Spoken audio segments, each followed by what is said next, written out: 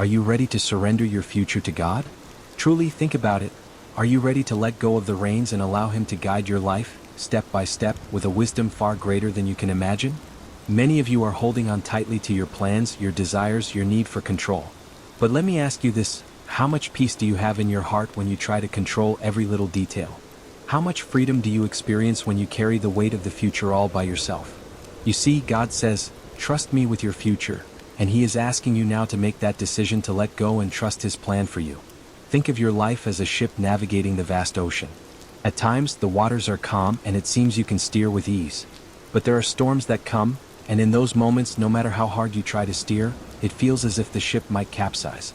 Yet, the ship doesn't need to navigate the storm alone. What if you handed the wheel over to the one who created the ocean? What if you trusted the captain of the seas, the creator of the winds and the waves? That's exactly what God is asking you to do. Trust Him with the course of your life. Like the psalmist said, "The Lord is my shepherd, I shall not want. He makes me lie down in green pastures. He leads me beside still waters." Psalm 23-1-2. You don't have to know where the waters will take you. You just have to trust that He will guide you safely to your destination. Now, I understand the resistance that some of you feel when it comes to surrender. You think, how can I trust God with my future when there is so much uncertainty?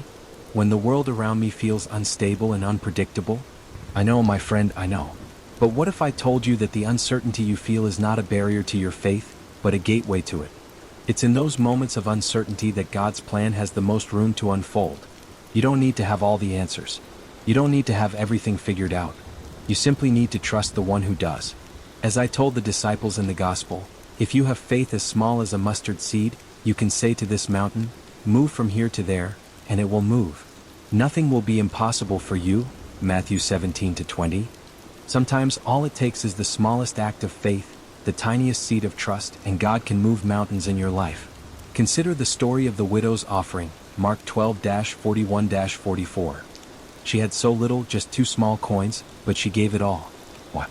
Because she trusted that her offering, no matter how small, was in the hands of a God who could multiply it. She surrendered her meager resources, knowing that God could do more with her little than she ever could. That's what trust looks like, releasing what you have, no matter how small it seems, and letting God work with it. God doesn't need your abundance to bless you. He needs your obedience.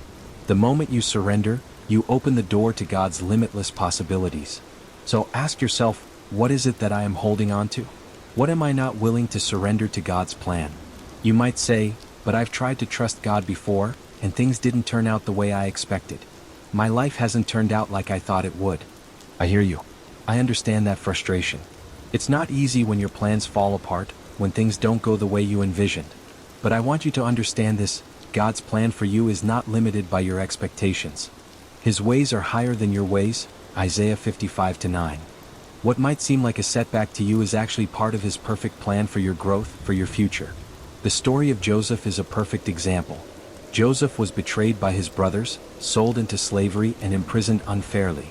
Yet, through all that pain and suffering, God was preparing him for a position of authority that would save many lives. Remember what Joseph said to his brothers? "You intended to harm me, but God intended it for good to accomplish what is now being done, the saving of many lives." Genesis 50-20. God works all things together for good, even when we don't understand it in the moment. Look at the Israelites in the desert, wandering, waiting for the promised land. They didn't know the way, they didn't understand the journey, and they complained along the way. But through it all, God was with them. He led them with a cloud by day and a fire by night. They had to trust in His provision every single day, as He provided manna from heaven and water from the rock. What does that teach us? That trust is not a one-time act, it's a daily decision. Every morning they had to trust that God would provide for them. Every day you too must choose to trust God with your future, no matter what it looks like today. Remember, the Lord will fight for you, you need only to be still, Exodus 14-14.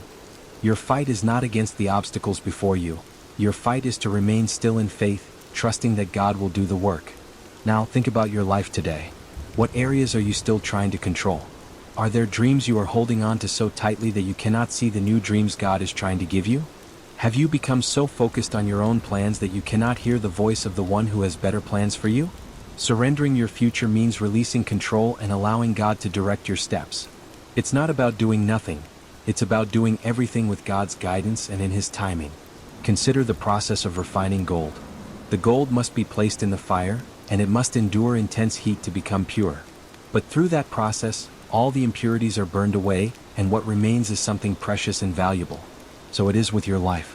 Trusting God means enduring some heat, some pressure, but in the end, the result is worth it.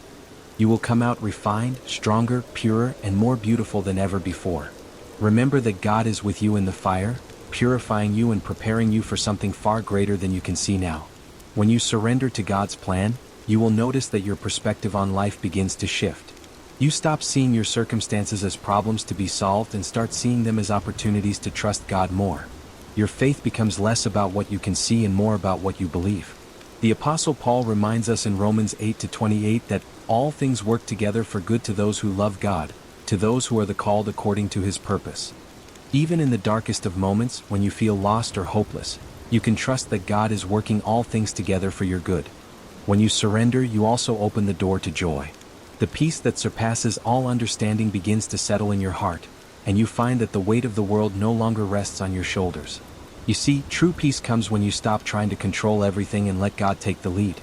It's in surrendering that you find rest for your soul, as Jesus said in Matthew 11-28, "Come to me, all you who are weary and burdened, and I will give you rest." Surrendering doesn't mean you stop working or stop pursuing your dreams. It means that you align your efforts with God's plan and let Him guide you. It means you stop striving and start surrendering your will to His. And when you do that, you'll find that the journey becomes much easier even when the road gets tough. Because you are walking in His perfect will, and in that, there is peace, there is joy, and there is purpose. So, I ask you again, my friend, are you ready to surrender your future to God? Are you willing to let go of your plans, your control, and trust Him with what lies ahead? When you do, you will find a freedom that surpasses understanding, a peace that fills your heart, and a life filled with purpose. You will find that, in surrendering to His plan, you are embracing a future more beautiful than you could ever imagine. Trust Him. Let go. Watch as He transforms your life into something greater than you ever thought possible. Remember the promise, "For I know the plans I have for you, declares the Lord, plans for welfare and not for evil, to give you a future and a hope." Jeremiah 29-11. That promise is still true for you today. Will you trust Him with your future? Will you surrender to His perfect plan?